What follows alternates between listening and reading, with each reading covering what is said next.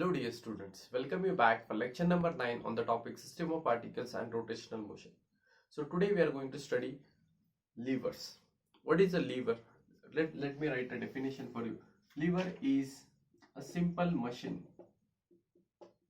A simple machine, a mechanical machine. Okay, basically it's a rod.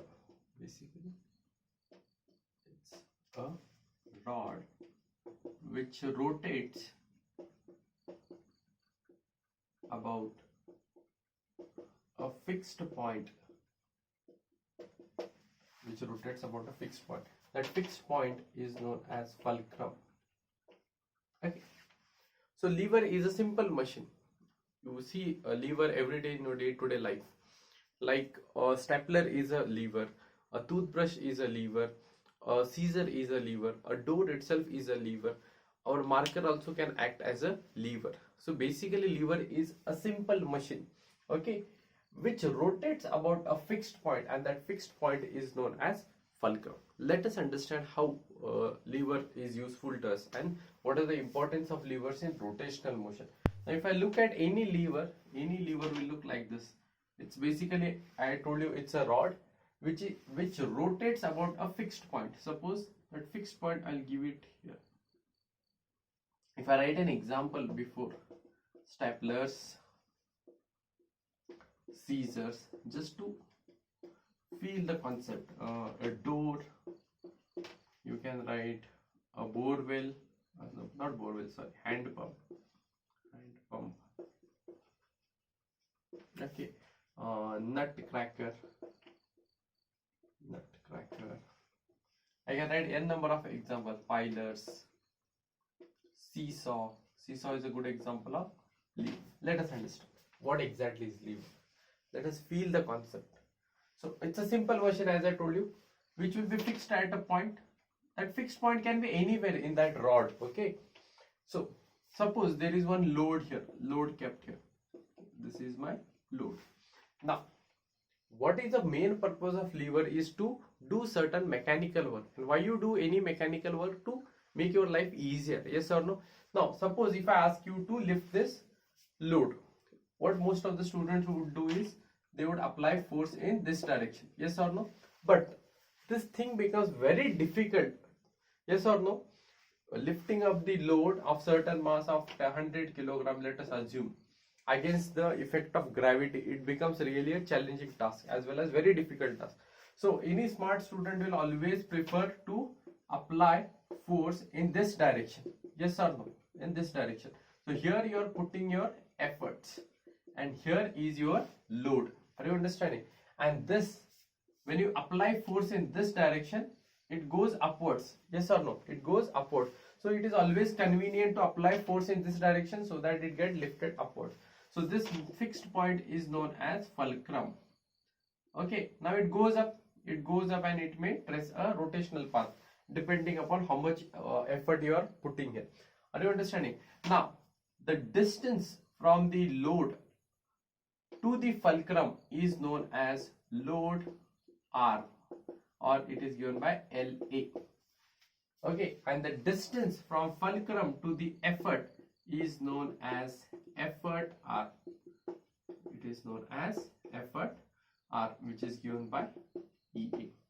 Always remember, you have to measure a distance from the fulcrum. From fulcrum, wherever is your load, that is called as load R, the R, that distance, and wherever you are putting the efforts with respect to fulcrum, that is called as effort R. Okay, so basically this is a common schematic diagram of a levers. Okay, you can apply those examples, apply this diagram into your day-to-day life examples. Okay, and I'll tell you how it exactly works. Have you understood? Just remember, the fixed point about which it rotates is known as fulcrum. Wherever is the load kept here, the distance with respect to fulcrum is called as load R. With respect to effort, it is called as effort. Are you understanding? Okay, now let us understand levers in much more detail.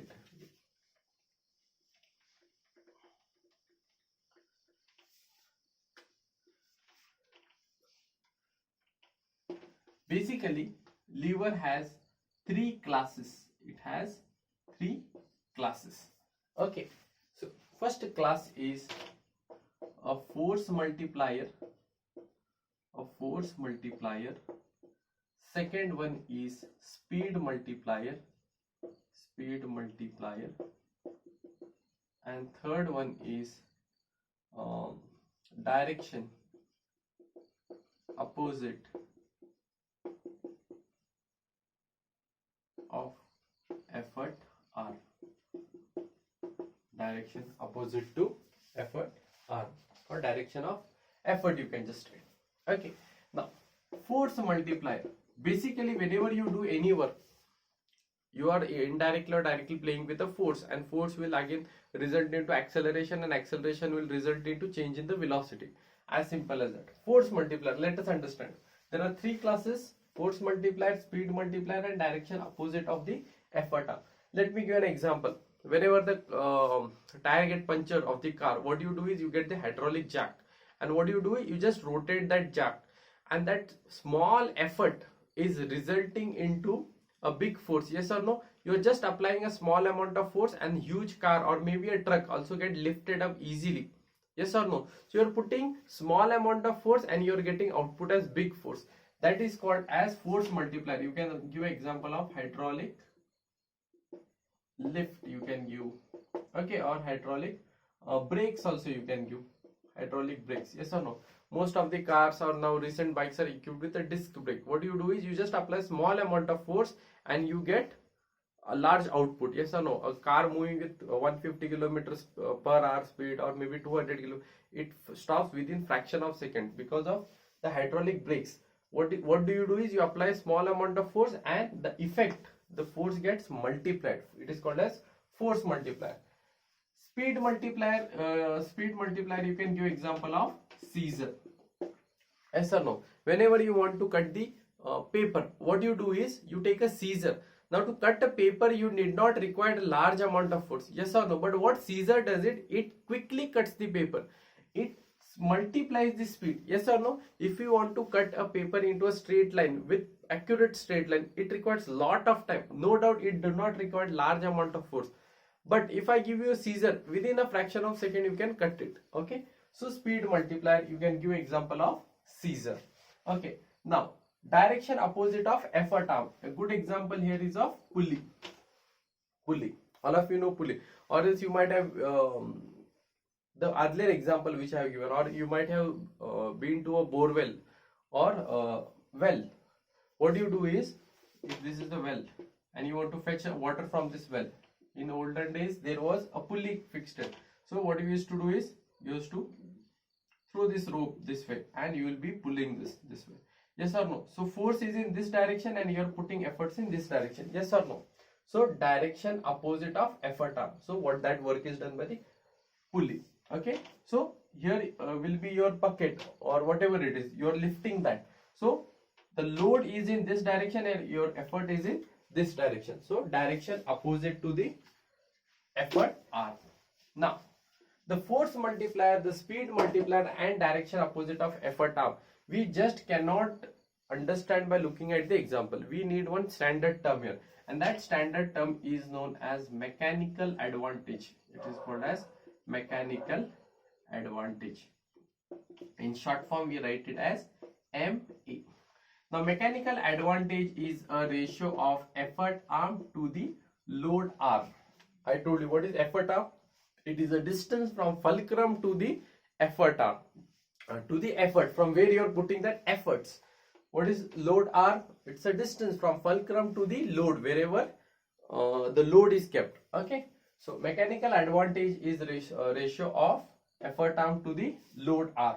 Now the chances are of mechanical advantage is, you may either get this mechanical advantage may be greater than 1, this mechanical advantage can be less than 1, or this mechanical advantage can be equal to 1, because in every case effort arm and load arm is going to be different.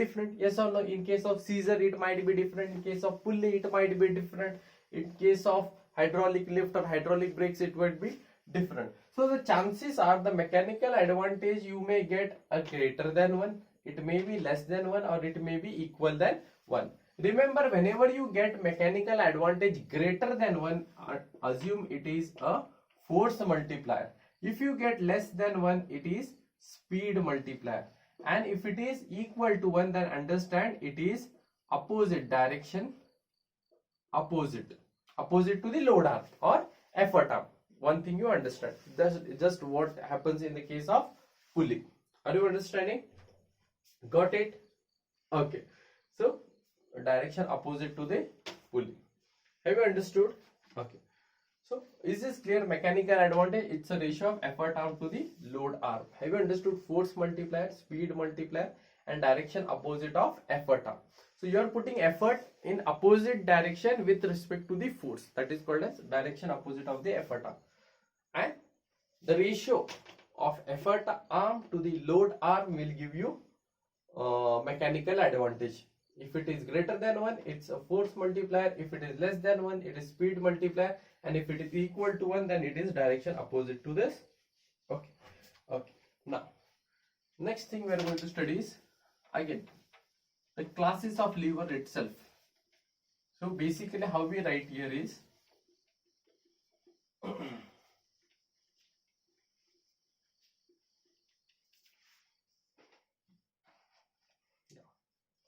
classes of lever. So I'll just write class 1, class 2 and class 3. So class 1, how you should remember? F, L, E. Remember this, somehow you remember. Flea. F resembles to fulcrum, L load, and E effort. I'll write quickly. Fulcrum, load, and effort. Okay. Now what is class 1 levers? Here the mechanical advantage can be greater than 1, it can be less than 1, or it can be equal to 1. In class 2, mechanical advantage is greater than 1, and in class 3, mechanical advantage is less than 1. It is less than 1. So obviously class 1 is of, it can be a force multiplier, it can be a speed multiplier, as well as it can be a direction opposite to the effort arm. What about this? It is greater than 1, so definitely it is a force multiplier. This will be speed multiplier, and this can be all three ways are possible. Now why I have written class 1 for F, class 2 for L, and class 3 for E? F here, in class 1, fulcrum should be at the center. In class 1, fulcrum should be at the center. In class 2, load should be at the center. As I told you in the very first definition itself, not necessary fulcrum should be at the center. If fulcrum is at the center, remember it is class 1 lever. If load is at the center, it is load center in the sense in between effort and fulcrum. If effort is in between F and L, then it is class 2 thus. Okay. Now let us understand one example. You can take example of seesaw here. Okay. Seesaw. So seesaw all of you have seen. Okay. And all of you have experienced also. So seesaw here, this is fulcrum. What is fulcrum? It's a point about which it rotates. Yes or no? It rotates. Yes or no? Up and down. So suppose you are sitting here and your good friend is sitting here. So what you do is you put effort downwards so that your friend lifts upwards. Are you understanding? Have you seen this, right? So what is happening here is, if I measure this, see, have you seen that seesaw? It is placed exactly in between. So if I measure a distance, you are putting effort. So this is effort arm and this is load arm. And if I get this ratio, EA upon LA, what I'm going to get? I'm going to get it is equal to 1. So it comes under class 1 fulcrum. So see here, mechanical advantage will not decide whether it is class 1, class 2 or class 3. Mechanical advantage will tell you whether it is greater than 1, equal to 1 or less than 1. And that greater than 1, less than 1 will tell you whether it is force multiplier, speed multiplier or direction opposite. What class 1 resembles, fulcrum should be at the center. Here fulcrum is at center. Are you understanding? Class 1 is a special category where M can be greater than 1, less than 1 or equal to 1. MA can be, are you understanding? This is one of the example where MA is equal to 1. Are you understanding? Got it? So again it is class 1 levers. Why class 1 lever? Because fulcrum is at the center. Are you understanding? If I give one more example, Caesar. You might have seen a Caesar, right? Caesar. So don't mind for the diagram. Okay. So now, and you want to cut a paper or something, you have to cut it. Now Caesar looks like this, right? Somewhat this way. It is not looking like a Caesar, but imagine it's a Caesar. So what you do is you put an effort here. This is a fulcrum. With respect to this, it rotates, yes or no? So fulcrum still at the center, and this is your load. It can be a heavy load or let's not. This is L and this is E. Are you understanding? Are you understanding? So now look here.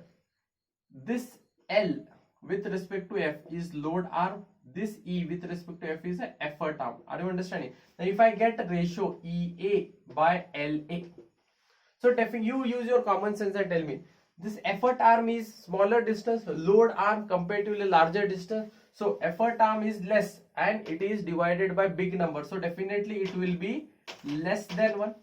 So mechanical advantage is less than 1. But still it comes under class 1 category because fulcrum is at the center. Fulcrum is at the center. Okay. Have you understood? Okay.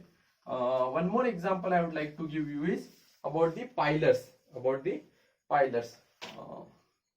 I don't know how many of you know pilars. What is pilars? I'll tell you what exactly it is. It looks somewhat this way. Or you can imagine a grass cutting machine. Pilars is used to remove the nails, unwanted nails from sandwiched between any wooden block or stuck between rocks or whatever. If I want to remove that, it's a clipping type where. So this is the fulcrum. You put an effort here, yes or no? So this is your effort arm. You're putting effort here, and the nail which is stuck here, you want to remove it. So this is fulcrum. This is your effort. You're putting effort, and this is your load. Load, as I told you, it can be heavy load or small load. So measure this distance. Fulcrum is at the center. Then class 1 category. Remember FLE. Are you understanding? So here you are removing this pilar, the nail from here. So this is load arm, and this is my effort arm. Now look here, effort arm is big, load arm is small. So if I get the ratio, that ratio will be definitely greater than 1, then it becomes force multiplier. Are you understanding? So have you seen all the examples? Got it?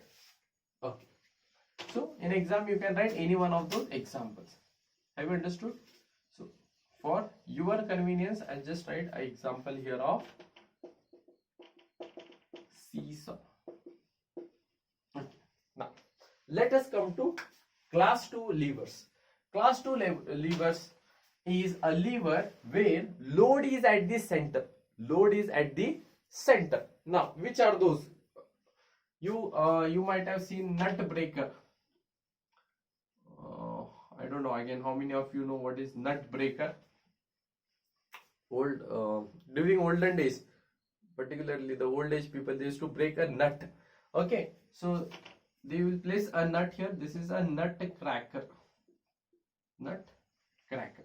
Are you understanding? So you will sandwich a nut between these two arms and you crack it. You just apply force so that nut breaks. Are you understanding? The supari, what we call it, or areca nut, whatever it is. Okay, so that is the load you apply. So you put efforts here. You are putting efforts here. Please imagine this. You are putting efforts here, and the nut is getting cracked. So, and here load is at the center.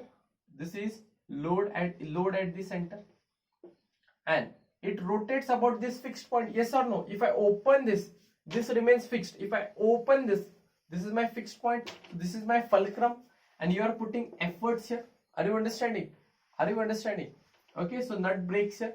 So effort arm, load arm, and fulcrum. Now, what is mechanical advantage? Mechanical advantage is ratio of effort arm upon load arm.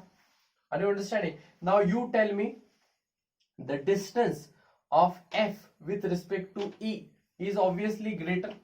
It is more or no? Yes or no? So, effort arm will be greater.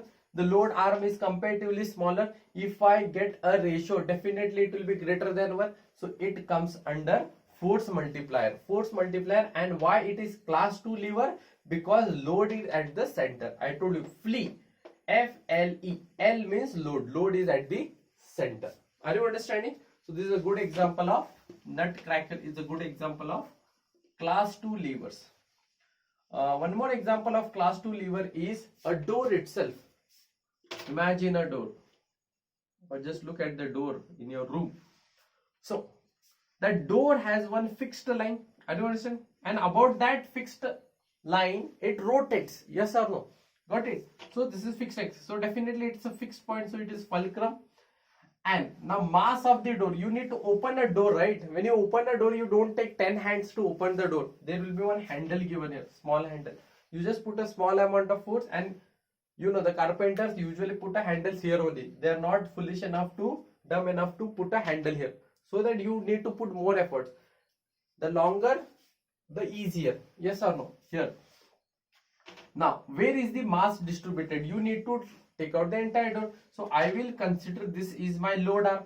This is my center of mass. As I told you, the entire mass of the door is assumed to be concentrated at one common point, that is known as center of mass.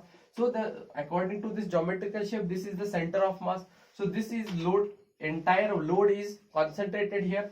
Here you are putting efforts. So load is at the center. So load is at the center. Then it is class 2. Now you understand what you will get a mechanical advantage. Always measure a distance from fulcrum to load.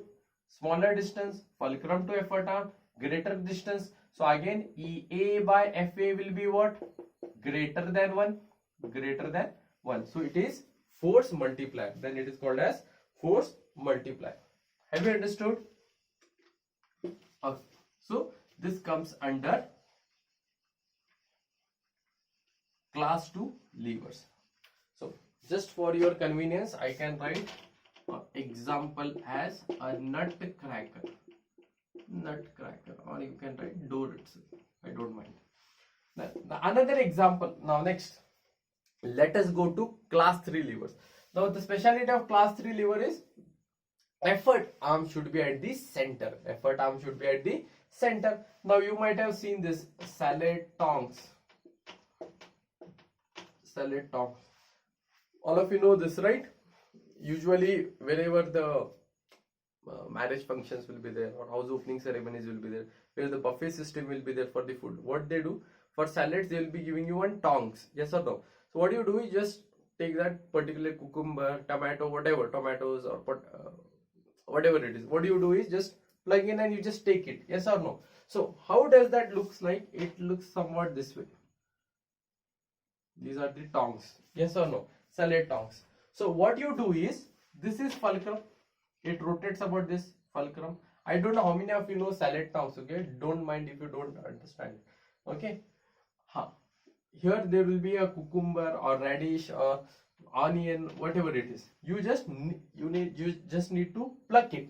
So what do? You put efforts here. You put a efforts here. Yes or no? You put a efforts here and you just take it.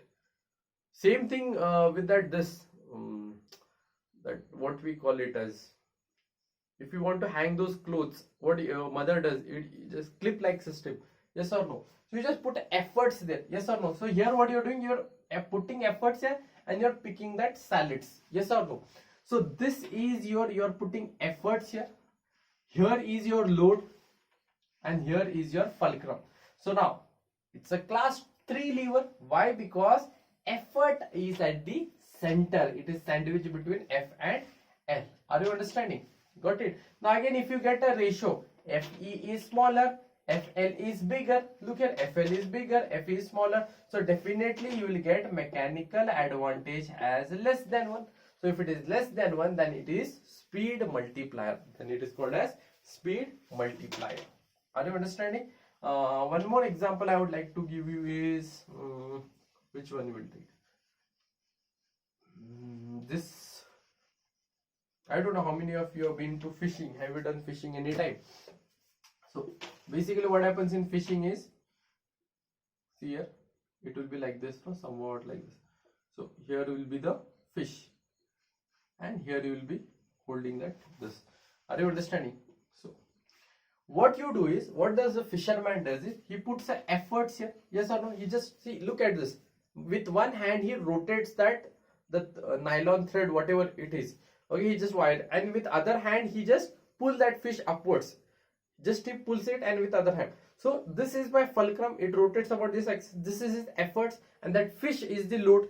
Are you understanding? So this fish is the load, the fisherman is putting efforts here, and it is rotating about this axis. So this is fulcrum. Don't tell this as fulcrum, okay? This is fulcrum, it rotates about this axis. Are you understanding? So here is the efforts, here is the load, and here is the fulcrum. So measure this. Effort is at the center, so it is class 3 lever, and effort is at the center. Measure this distance from fulcrum. Load with fulcrum is more, and load with respect to effort is less. So definitely you will get mechanical advantage as less than 1. So it comes again under speed multiplier. Okay, have you understood? So we'll stop it here. Okay, I hope you have followed this. Okay, thank you. Before that, you can suggest some good examples for class 1, class 2 and class 3 levers in the comment section. Okay, I'll be very happy if you post some good answers. Okay, fine, thank you.